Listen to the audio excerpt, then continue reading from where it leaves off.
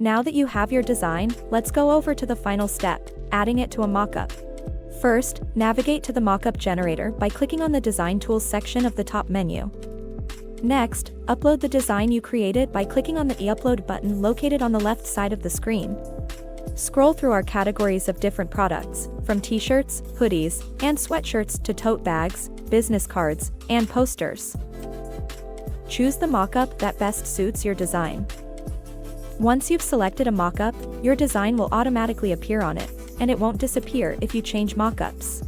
Customize the product's color by clicking on the paint bucket icon in the left menu. If you're not satisfied with the background of the mockup, you can change it by clicking on the icon below the paint bucket. Finally, if you're happy with your final mockup, you can download it by clicking on the button at the top left. It will allow you to choose the size you want. And there you have it.